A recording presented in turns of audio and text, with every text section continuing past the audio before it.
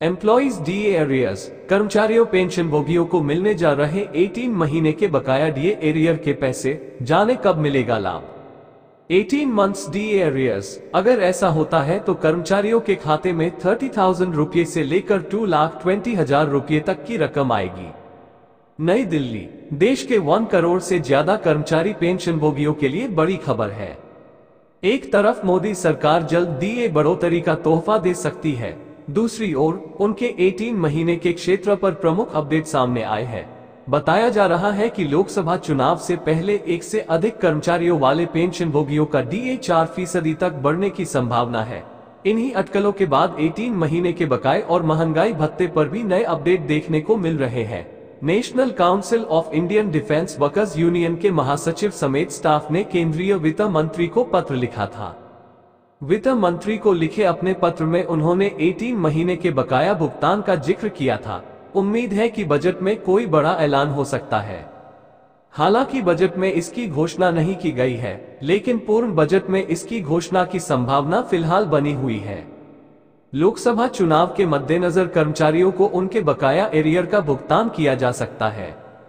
केंद्रीय कर्मचारियों और पेंशन भोगियों को जुलाई 2020 से जनवरी तक महंगाई भत्ते के बकाये का भुगतान नहीं किया गया है। बकाया भुगतान न होने की स्थिति में वे आर्थिक संकट में देखे गए।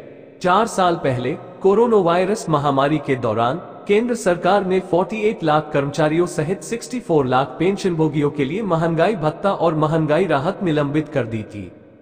18 महीने की राशि का शीघ्र भुगतान 1 फरवरी को बजट पेश किया गया था। उम्मीद थी कि 18 माह के एरियर पर राशि आवंटित की जा सकेगी, लेकिन ऐसा नहीं हुआ।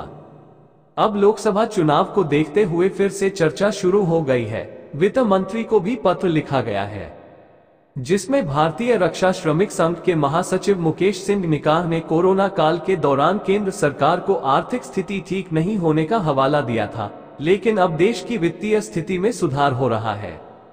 ऐसे में कर्मचारियों और पेंशन भोगियों के रोके गए भत्ते उन्हें वापस लौटाए जाए। कोरोना काल में कर्मचारियों और सेवानिवृत्त कर्मचारियों ने भी योगदान दिया था। कर्मचारियों के खाते में 2 लाख तक हो सकते हैं। ऐसे में उन्हें जल्द से जल्द 18 माह की राशि का भुगतान किया जाए।